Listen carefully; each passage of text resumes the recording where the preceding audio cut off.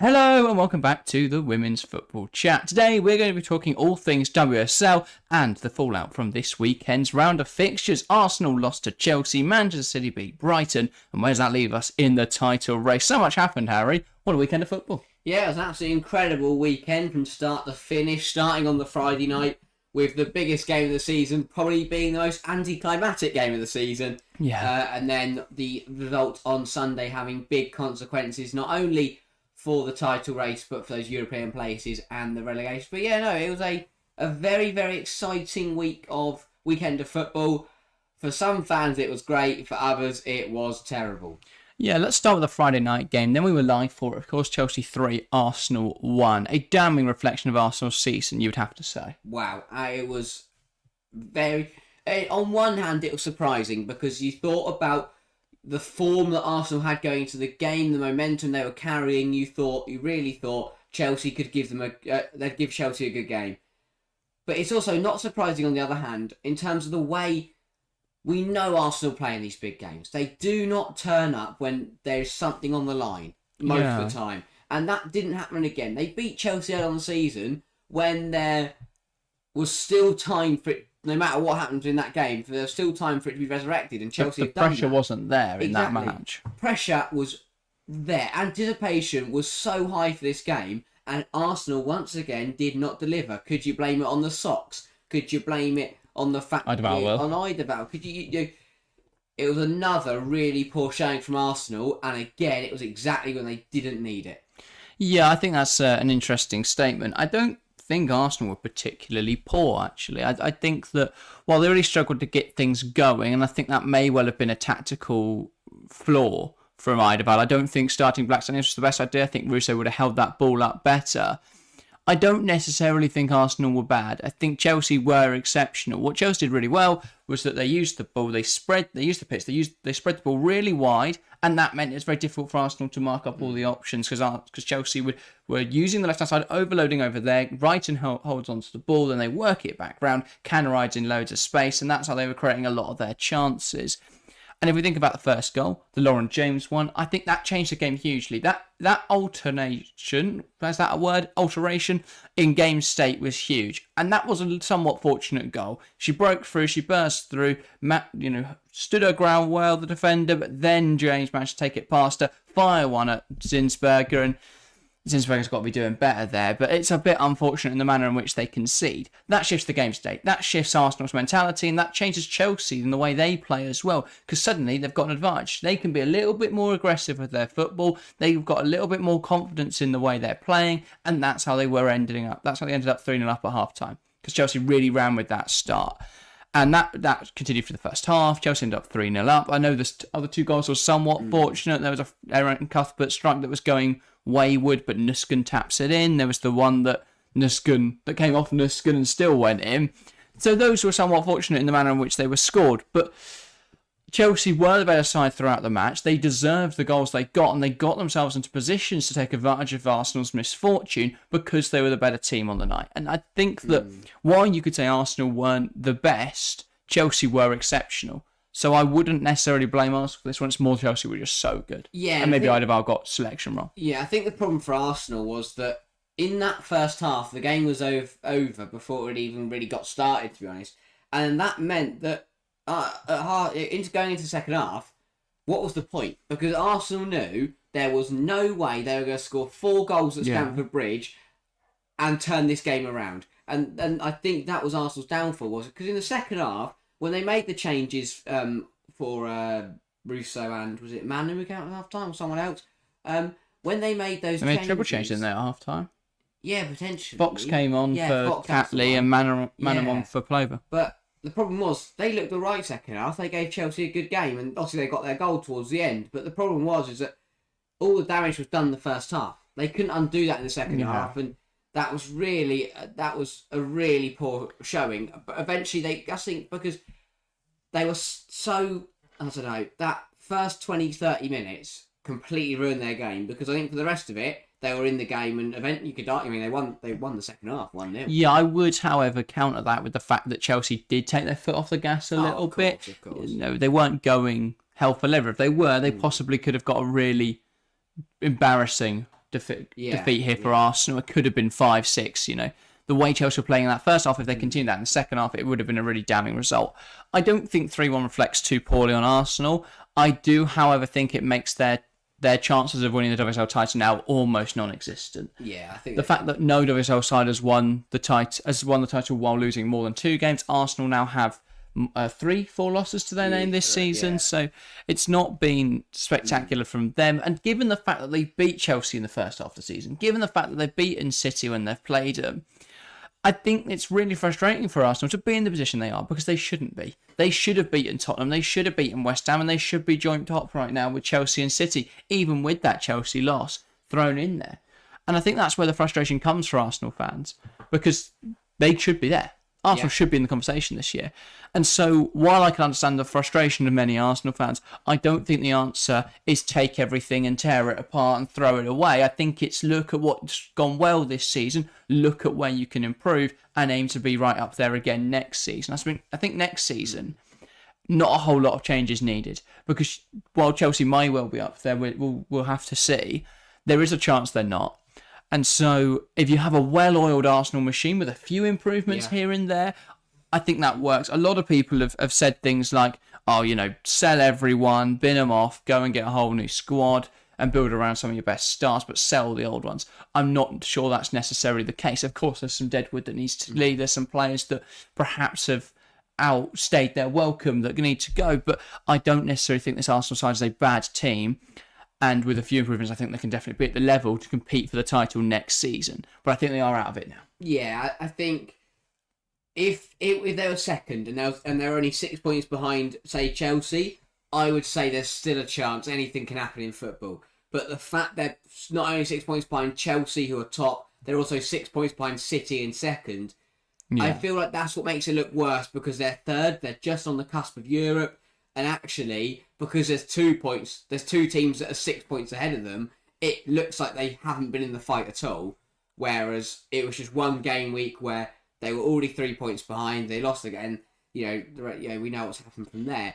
But I think, because there's Chelsea and City there, I think their title hopes this year are dashed. Fair enough. Enough about Arsenal. Let's talk about Chelsea. Are Chelsea back? Is this performance a demonstration that they are back to their best? I think they definitely are. I think they're at their best in terms of they'll win the WSL. Was this performance their best of the season? And if not, what is? I think so. But my point is, I think their best for WSL level is here. But if they want to be their very best, which is going to be the one that's winning the Champions League, it's got to be slightly higher. And I don't think they're at that yet. Still, I think defensively, it's not the complete package, and there's still a few errors in there. No, it's not. I think it's Chelsea's best for now, in terms of with the injuries to Millie Bright, Kerr, and all that. Well, I was going to say, you speak about that ceiling. Exactly. Is it possible to reach the ceiling of Chelsea's potential without Bright and Kerr? I think without Kerr, yes, just because you've got Myra Ramirez and Fisher, and if you really need to. We don't at the moment, do we? We don't, but we'll have Ramirez back in a couple of weeks. So I think we can do that. I don't think we can do it without Bright, though. Without Millie Bright in that back line, I don't think we can reach peak Chelsea, and that's because.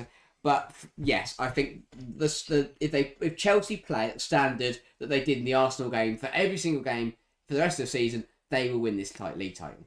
Yeah, I think that is true. It very much depends on when City drop points. If they drop points, and if they don't, win for one hell of a last game week. Given that City still face United, which is potential. Big game Saturday, big game. I think there's a chance City do drop off. We'll talk about that in a moment, though. This coming weekend, let's now speak about Manchester City last weekend and their game against Brighton, because I watched it. We watched it. It was pretty dominant from Man City. Yeah, it was really good, and I know it's Brighton, but I think it shows how they've adapted across the season. To think early on in this campaign they lost 1-0 to Brighton. I think they probably dominated in exactly the same fashion. They just didn't find the back of the net and were punished for it. This game, though, last weekend, much more clinical, much stronger, took their chances, and now we're sitting here going, rather than, wow, they were so dominant and messed it up, we're now sitting here going, they were so dominant and were class. They were quality. They got the job done really in the first half. The first half stats are absolutely damning. 77% possession for Manchester City. Brighton made just 87 passes, while City notched up 347. Brighton had one shot, while City had 11. 3 big chances, and one of those was missed as well. They scored the other 2, of course, the goals for Hemp and for Fowler. It was ruthless. Other than the goal they missed, but other than that, ruthless. They were absolutely sensational, Manchester City, and I think this result shows that they are definitely right there for the title. Yeah. It shows that they are not just level with Chelsea on points, but in terms of quality at the moment, they seem to be able to compete. Of course, we don't want to see the season go down to goal difference. That would be a weird way to decide a season, but at this rate, I wouldn't be surprised if it stays like that, because unless City drop points against United this weekend or Arsenal the weekend before the end of the season, I don't know where else they drop points. Maybe Villa if they're resurgent, maybe Liverpool. The other 2 games are West Ham and Bristol City, which they will not lose. So where do they drop points in there? Yeah, it's a really interesting one. I honestly don't see other sides dropping points, which, as you say, would be a shame to see the league go down to goal differential or head-to-head. It's a scenario I don't think we've ever been in before, where we've had 2 sides that don't look like they're going to drop points and they're going to be level going into to end the season. But for City, I think it was really good. Hemp and Shaw carried on their really, really good seasons. The 4th goal was who scored the other goal? Obviously, Fowler got one, and I think this is a bit of a wild card that City are throwing in here. Mary Fowler has barely played this season, has barely been given a chance by Gareth Taylor. Started the Tottenham game in the Cup, scored their only goal that game. Starts the game against Brighton, scores. It feels like Mary Fowler's having a very, very good impact on this City side, and is kind of giving them that second wind that you need to go on and win a league title as the campaign comes to an end. Yeah, I think she's a really good player, and she's definitely adding something there. Does City have got 6 games left this season? Then does the fact that they are out of all the other cup competitions make a huge impact? Because if you look at Chelsea's fixture schedule, terrible. City have got 6 games left. Chelsea, I'm just trying to count it quickly here. They've got 9, and that excludes the fact that they may well progress in the Women's FA Cup. In fact, it doesn't even have their FA Cup tie on here in the semi-finals. So that's another 2 you could potentially add. So that would take it to 11. And if they went all the way in the Champions League, that takes you up to 14 games. And second legs, you're looking at a lot more than 14. No, I've factored them in there. So for the 14 games between now and the end of the season for City, that would just be 6. That has to have some sort of impact. Yeah, definitely so. And when I think 14 games, okay, fine. But when you factor in that 2 of them would be finals, and I think the Conti Cup's the big one, because obviously the FA Cup is after the conclusion of the league. The Conti to have a cup final midway through your title fight is a terrible time to have a final, because if you lose that final, that's going to have a massive impact. If you win that final, it could have the reverse effect. Now, I think in Chelsea's case, they might be okay because they've got Emma Hayes, even losing it could inspire them to push on from there. And I don't think that just because they've won the Conti Cup, they're going to suddenly go out on the lash and forget about the league. And I think the Champions League's the big one, though, because if you ask Chelsea and you ask Emma Hayes, what do you prioritise? Do you prioritise the WSL game at the weekend or the Champions League quarter-final or semi-final in the weekday? Yeah, I think in her last season, Emma Hayes is always going to say, I'm going to prioritise this Champions League. Yeah, I do think Chelsea have the benefit of the fact that they have such a strong squad and they can rotate. When it's fit. I would expect, well, even now, I would expect to see players like Aggie Jones get a lot of WSL minutes at the end of this season. I'd expect to see a lot of Mako Hamano, of Frank Kirby, and potentially a final season of Sophie Ingle in the league. That's the thing. City have got their Mary Fowler kind of surge here, but I feel like Chelsea, this Kat Macario return is absolutely massive, because clearly she is a phenomenal player. The way she's come into the league and already notched up 2 goals in 3 games. That could be the thing that can push Chelsea further to get these trophies across the line. Yeah, definitely. And I would say though, Chelsea have the nicer run in the WSL. that They Arsenal play exit is West Ham this Sunday. We're live for that, so make sure to join us. We'll be live from 4:15 for a 4:30 kickoff. So we've got that this Sunday. They've still got the Tottenham game to be rearranged, but while Tottenham have proven themselves to be giant killers at times this season, especially the Arsenal game, City in the Cup, I feel like Chelsea have the measure of them, or we tend to have the measure of them. Aston Villa is another one they should win, but could potentially be in a banana skin. Liverpool, they should win. Bristol City, they should absolutely waltz. And United on the final game of the season, which might not matter depending on how City's running goes. So. I don't think either of them are particularly nice games for either side. City travelling to Villa on the final day, and Chelsea travelling to United. Yeah. Neither are particularly good sizes. Anything Mark Skinner would love to do more than stop Emma Hayes from winning the title in her final season. But equally, he'd then hand it to City on a silver platter. Well, so exactly. Maybe he might just fold. Just not turn up. Forfeit. Plays for a point. Yeah. Doesn't benefit or... yeah. But yeah, I think we are in for an incredible climax. I thought we should be. Should be in for a really good end to this season. Chelsea on 40 points, City on 40 points. You can get closer if you tried. You couldn't. What's the goal difference swing? 34 for Chelsea, 32 for City. So that isn't even like it's miles away. So it could actually be that they're equal on goal difference, equal on points come the end of this campaign. And at that point... Playoff.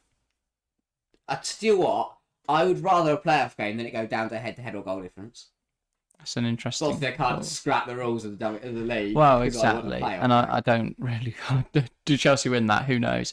I think it's an interesting thing. I don't know when they play a potential playoff game because you have the Women's Champions League final the Saturday after, and then 3 days after that final, the international break starts, which is mental. It's not the FA Cup then. The 30th?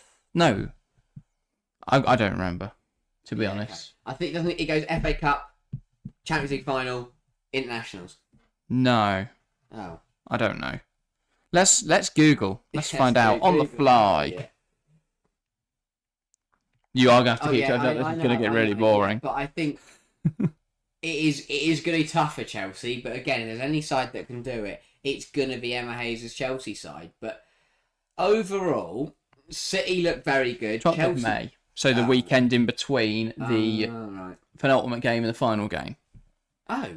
So it's not like, okay, I didn't know that. I thought it was... Yeah. After. So that's terrible. If Chelsea beat Manchester United in that semi-final, they would play either the winner of Tottenham-Leicester on the weekend, Sunday the 12th of May, in between their Bristol City match and their Man United match. Chelsea could potentially have 2 domestic finals slap bang in the middle of this title fight. Well, that one's towards the end, but yeah, I get what you're saying. But how can you prepare? If they're both level on points after that penultimate game week, you have to prepare for an FA Cup final while preparing for a final day showdown. Yeah. But it's Emma Hayes. There's a week, isn't there? There's a week there. They'll be fine. They'll work it out. But anyway, I think that is everything for today's video. Do you want to give a final verdict? Who's winning the WSL? Simply because I think this Emma Hayes farewell tour is chugging along very nicely, and I think when better than Klopp says. Yeah, exactly. When it comes down to it, when the curtain falls, Chelsea provides. Chelsea turn up, and I think despite City's best efforts, I think Chelsea have got this one in the bag for yet another year. Fair enough. I struggle to disagree with you there. So I think Chelsea will win the WSL title. That was everything for today. If you want to catch us live, we are live this Sunday for West Ham versus Chelsea. We are live next Wednesday for the conclusion of Chelsea versus Ajax. Don't know why I said the conclusion. The second leg of Chelsea versus Ajax in the Women's Champions League. That should be a big one as well. Thanks to everyone that joined us last night when this goes out for Ajax versus Chelsea in the first leg. Hopefully Chelsea won it. If not, we're going to look like plums. And then next Sunday, it's the big one. The Women's League Cup Final. Arsenal versus Chelsea should be a brilliant game. Join us from 2:30, I think we're live from, for the 3 o'clock kickoff. So it should be a very good one. We're going to have loads of streams coming up over the next few weeks. Hopefully even more if Chelsea do get through in the Champions League, provided we can't get to the games. So yeah, great stuff coming up. Make sure to join us for all of it. That's everything for today, though. If you want to keep watching, there's going to be a video covering Harry's face right now. What do we talk about in that one, Harry? Oh, I don't remember. I don't either. I can quickly check. But that's going to be on screen now. So make sure to click it and keep watching. You don't know what you're watching. We don't know what you're watching. But you're going to enjoy it regardless. It is going to be Manchester City getting knocked out. So yeah, more City. Click there. That's everything from us today though. Thank you guys very, very much for watching. And we'll see you next time. See ya.